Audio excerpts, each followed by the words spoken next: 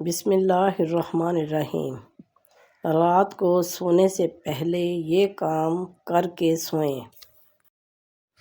تسبیحات: جو شخص بستر پر لیٹتے وقت 33 بار سبحان اللہ، 33 مرتبہ الحمدللہ اور 34 بار اللہ اکبر کہے، یہ اس کے لیے ایک خادم سے بہتر ہیں۔ سبحان اللہ، الحمدللہ، اللہ اکبر۔ سورۃ الکافرون پڑھنا۔ حضرت فروہ بن نوفل اپنے والد سے روایت کرتے ہیں کہ نبی صلی اللہ علیہ وآلہ وسلم نے نوفل رضی اللہ تعالیٰ عنہ سے فرمایا تھا، قل یا ایھا الکافرون پڑھو اور اسی پر اپنی بات چیت ختم کر کے سو جاؤ، بے شک اس میں شرک سے برات کا اظہار ہے۔ یہ دعا پڑھیں، بستر پر لیٹنے سے پہلے اسے اچھی طرح جھاڑیں، دائیں پہلو پر لیٹیں اور دائیں رخسار کے نیچے دایاں ہاتھ رکھ کر یہ دعا پڑھیں، اللہم بسمک اموت و احیا، اے اللہ تیرے ہی نام کے ساتھ میں مرتا ہوں اور زندہ ہوتا ہوں۔ آیت الکرسی اور سورہ بقرہ کی آخری دو آیات۔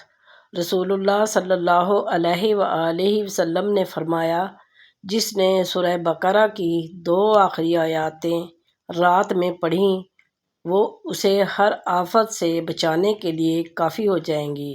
جب تم بستر پر پہنچو اور آیت الکرسی مکمل پڑھو تو اللہ کی طرف سے ایک محافظ مقرر ہو جائے گا اور شیطان صبح تک تمہارے قریب بھی نہ آ سکے گا۔ سورہ الملک اور سورہ سجدہ پڑھنا۔ نبی کریم صلی اللہ علیہ وآلہ وسلم اس وقت تک سوتے نہ تھے جب تک سونے سے پہلے آپ سورہ سجدہ اور سورہ تبارک الذی یعنی سورہ ملک پڑھ نہ لیتے تھے۔ سورہ اخلاص، سورہ فلق اور سورہ ناس۔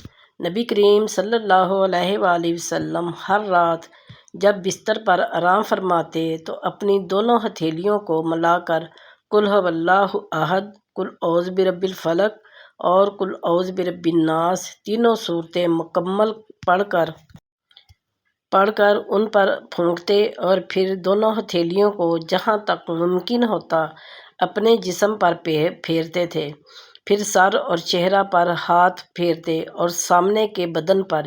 یہ عمل آپ 3 دفعہ کرتے تھے۔ باوضو ہو کر سوئیں۔ ابو ہریرہ رضی اللہ تعالیٰ عنہ سے مروی ہے کہ نبی صلی اللہ علیہ وآلہ وسلم نے فرمایا، جس شخص نے پاکیزگی کی حالت میں باوضو ہو کر رات گزاری، اس کے بستر میں ایک فرشتہ رات گزارتا ہے۔ رات کی جس گھڑی وہ بیدار ہوتا ہے تو وہ فرشتہ کہتا ہے، اے اللہ اپنے فلاں بندے کو بخش دو کیونکہ اس نے باوضو ہو کر رات گزاری۔